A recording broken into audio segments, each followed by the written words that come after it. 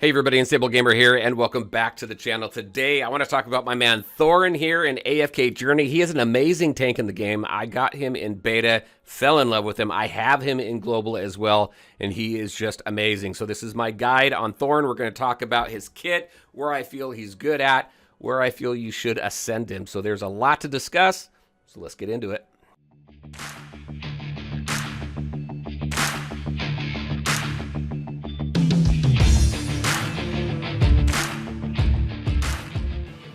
All right, and welcome back. First, let's talk about ways that you can get Thoran.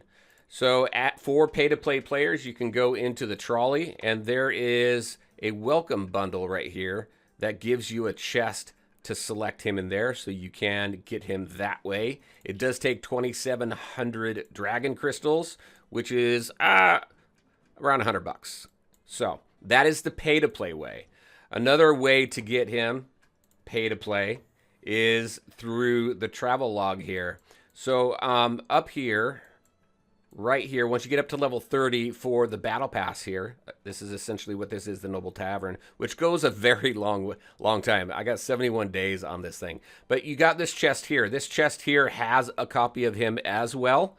So there's two ways there for pay-to-pay players, or even just, if you want to just put a couple bucks in the game, you can get a copy of him there as well. So those are two guaranteed ways to get him. The other way is really through the summon system, just like everybody else, right? So let's go into here. My suggestion is to put him on your wish list here and keep him on your wish list until he gets to Supreme Plus. The reason why I specifically call out Supreme Plus is because there are some characters in this game where you really don't have to get to Supreme Plus. It'll be great to get everybody there eventually, but some of them you might want to stop at like Mythic Plus, things like that. But for him, max him out at Supreme Plus. And then same with Epic Recruitment, make sure he's on your list here as well, just so that you have more opportunity to get copies of this guy, because he's amazing. He is awesome. Let's talk about why. Let's jump into his kit here. So I think one of the great things about him, there's a lot of great things about this guy. First is just the sustainability that he has in the game. Look at this, his ultimate here.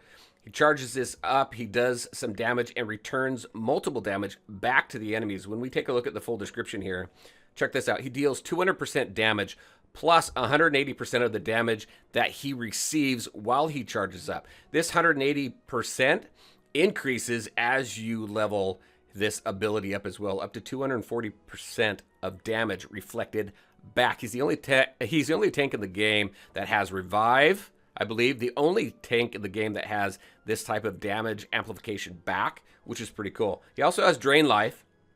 He's also got unaffected while he's casting this, right? What that means is that he's immune to all control effects. So this gives him a ton of survivability. His next skill helps out here too. Look at this. Targets a non-soul plundered enemy. So you could have multiple enemies on the other side of the field that have soul plundered with the highest HP, and drains 18% of the target's current HP and increases his own max HP. Not just takes him up to max or heals him, it increases his max HP by that same amount, which is very, very cool. You can get that to max up to what, 20%. And then right here, he also makes the target receive 13% more damage. You can increase that up to 17%. So between the self revives, the damage amplification back, this HP drain, I mean, there's a lot of great utility that this guy has.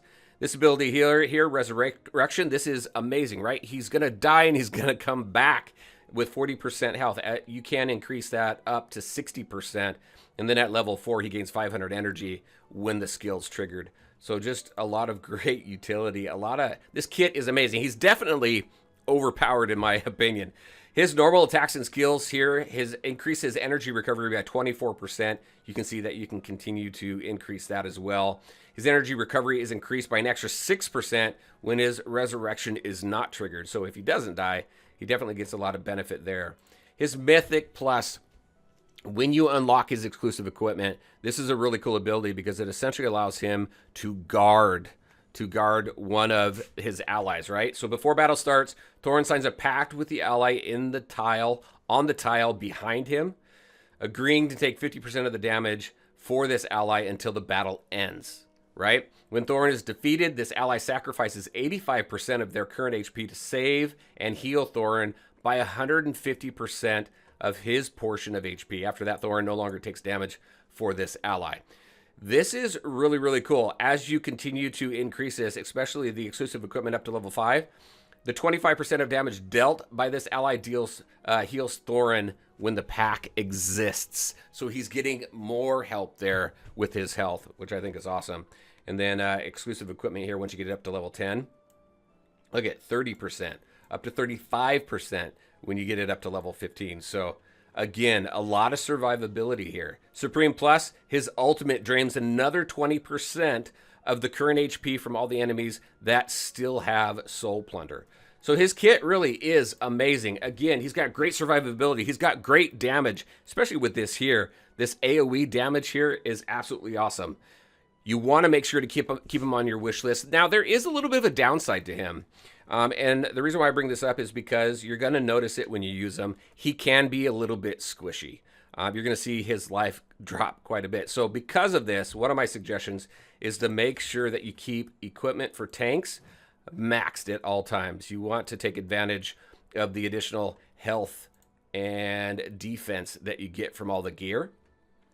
When it comes to gear in general, I will typically focus on 2 classes specifically. One are my marksmen, just because I got a lot of good damage dealers here. So we want to take advantage of that and the additional stats they get from this equipment. And then the other one is my tanks, because I want to increase their survivability as well. All right, so now let's talk about the game modes that I feel he's good. I think he's good in everything, to be honest with you. You use him through the campaign, it's going to work out well. When you go into the battle modes here, Arena, he's great on the front line. He's going to take all that initial damage. He's going to die. He's going to come back. Or maybe you just keep him up. Maybe he's that good, right? So in Arena, he's great. Battle drills, he does very well. Also, Dream Realm, there was, I saw a note about King Croaker, and he's got these bubbles that he throws out that just wipes enemies out. He can tank those bubbles. You definitely want him in there.